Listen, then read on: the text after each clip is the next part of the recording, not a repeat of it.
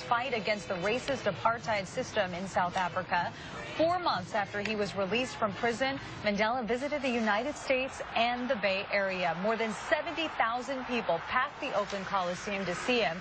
KPIX5's Ann Makovic is in the newsroom with more on that visit. Ann? That was a day that people lucky enough to have been there will never forget. And the East Bay played a key role in the anti-apartheid movement. That is why Mandela came to Oakland. Congressional legislation and the divestment movement started right here in the Bay Area.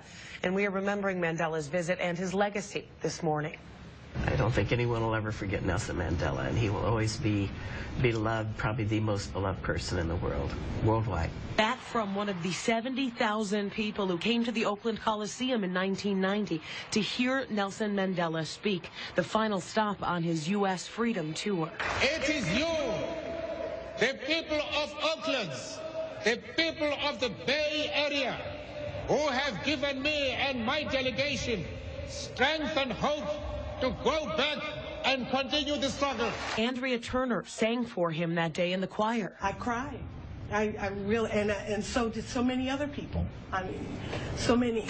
It was like, you know, you struggle, but you never see when the circle comes together and you finally win one. The Bay Area played a key role in Mandela's fight. Then Congressman Ron Dellums was the first to introduce anti-apartheid legislation back in 1972. And 7 years later, the city of Berkeley became the first in the nation to divest from South Africa. Congresswoman Barbara Lee worked with Mandela on several issues, including the campaign to eradicate HIV/AIDS. He convinced me that cynicism and that bitterness and that anger these were obstacles to progress, and that even with the hostilities and the suffering, that we had to come to a place of reconciliation if we were going to move forward. Those lucky enough to have met him say they will never forget his presence. Larger than life, a giant in so many ways, never to be forgotten. Michelle.